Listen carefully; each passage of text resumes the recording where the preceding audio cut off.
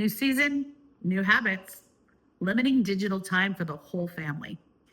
If you're at any phase of the parenting cycle, August brings about the biggest shift of the whole year. It's time to launch into a new school year, new experiences. Long before the weather changes, a family's pace, schedule, and energy adjust to accommodate for the season ahead. I have raised 3 children, and I spent 20 years as a classroom teacher. This fall season is when even the most resistant teenager begins stretching their patterns of behavior. Even as an adult educator, it meant adapting to a new classroom, new schedules, new students. It's the perfect time to examine existing habits and deliberately choose better ones. The problem, too much screen time. One of the hottest topics in child rearing and right now is the amount of time that children have their eyes on digital screens. Numerous studies and polls show how many parents feel parenting is harder today than in generations past. They consistently point to social media, screen time, and technology in all of its iterations. Why does it feel more challenging? Simply put, the more time that our eyes and minds remain connected to digital reality, the less we engage in the physical world around us. That real world is imperfect, it's simple, it's tangible. In the digital realm, we get the curated, the perfect, the superpowered. And when a person, child or adult, loses themselves for too long into that digital space, the real world can feel flat, frustrating, and disappointing by comparison. But I have to disagree. I don't believe that this generation is inherently more difficult to raise.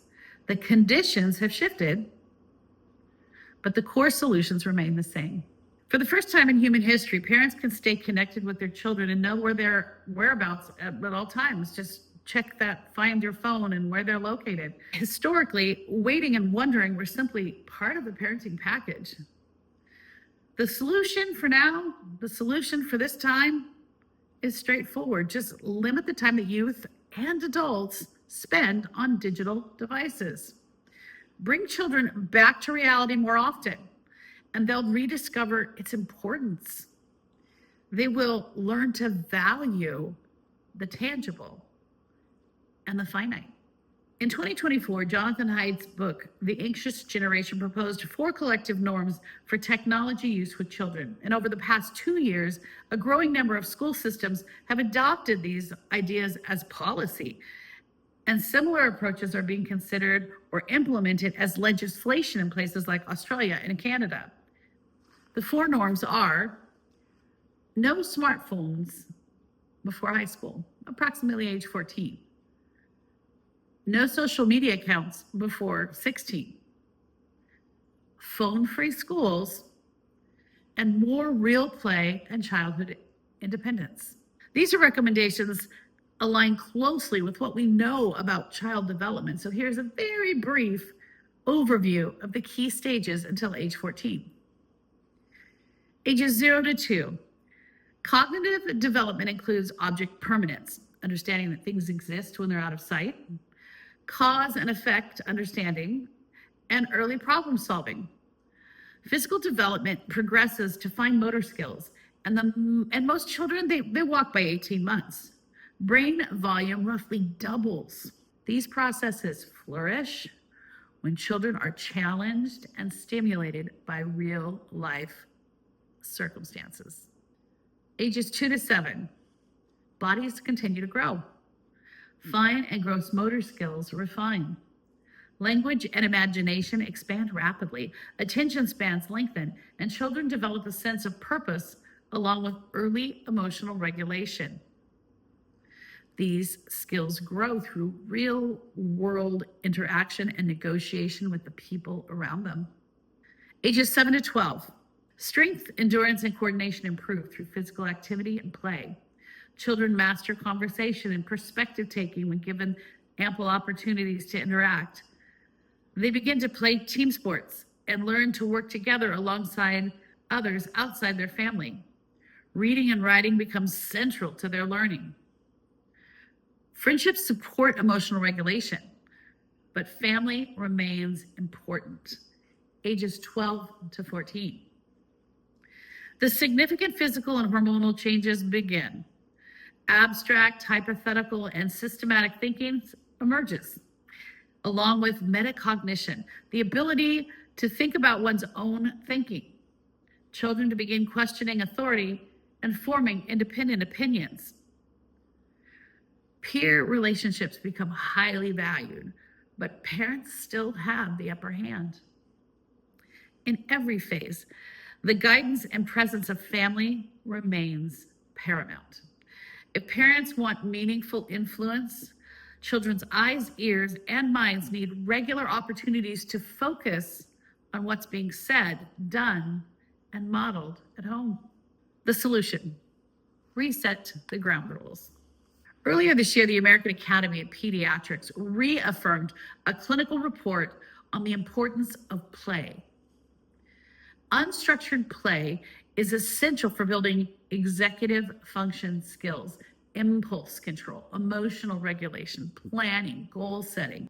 In other words, if we want our children to develop these vital capacities, we must make space and allow, insist upon, and encourage them to put down the screens so they can play, watch, discover, fall down, speak, argue, negotiate, and grow while interacting in the real world. In March 2025, Harris poll took 522 children ages 8 to 12 across the United States, and their interviews offered some very telling results. 45% of those children said that they would rather play with friends in activities not organized by adults. 72% preferred spending most of their time with friends doing things in person without screens. 87% wish they could spend more time with friends in person outside of school. These statistics are an overwhelming declaration by children about what they need. It has become convenient for adults to keep children occupied with devices. I see this all the time. They're entertained and they're quiet. When children are young, we often justify this digital time by calling it educational, but the responsibility to educate belongs primarily to parents and family. It is in the best interest of the next generation to change the ground rules. Next step, implementing the change. All right, Colleen, these ideas sound worthwhile, but what do we actually do when they put those devices away? The following practices can transform both interactions inside your home and your children's ability to engage with the world outside. But here's a critical note. Adults have to participate and model the same habits. You cannot simply instruct your child to put down the screen and then pick yours back up. Phone-free meals. This was non-negotiable in our home. Phones stayed off the table. Without the devices to occupy them, our children interacted with us and with one another. We had regular conversations about their days and experiences, and they also heard us talking and learned from those exchanges. Family game night. Exactly what it sounds like. Play a board game. The interaction, laughter, and healthy competition prepares children for life in ways few planned activities can do. Make it a regular part of your schedule. No screens allowed. Develop new life skills. Create a simple chart and place it where the family can see it. Maybe the fridge, corkboard, a wall, the hallway. Have every member choose something that they would like to learn that they currently cannot do. Playing an instrument, painting, building something, learning a card game, or any other skill. Set aside regular time to work on these things together, and once mastered, move on to the next. Reading time.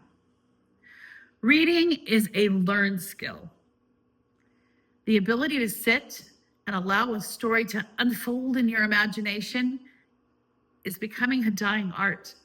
It is a skill that many children are losing because they've grown accustomed to watching the action explode in front of them. Reading is one of the most powerful activities for shaping, strengthening, and protecting the human brain across your lifespan.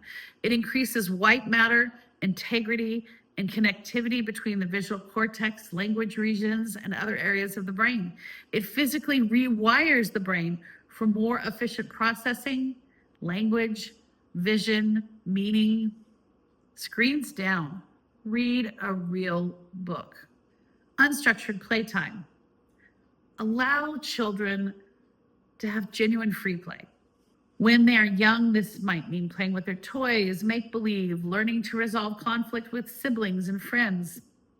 As they grow, it may look like riding bikes through the neighborhood, playing freeze tag, or building a fort. Unstructured play builds social skills. It allows for risk assessment to be developed, resilience, and an inner confidence that only develops through real world experiences. In conclusion, interactive technology is not going away. It's woven into the daily lives of our modern age, and with artificial intelligence, it's only going to deepen its presence in our world. As parents, as teachers, as mentors, we can still mitigate its dominance by intentionally creating environments that reduce screen time and prioritize human interaction. We have the opportunity, we have the responsibility to help raise a generation that is strong, grounded, and prepared to engage the real world with competence and confidence. The new season is here. It's time to begin.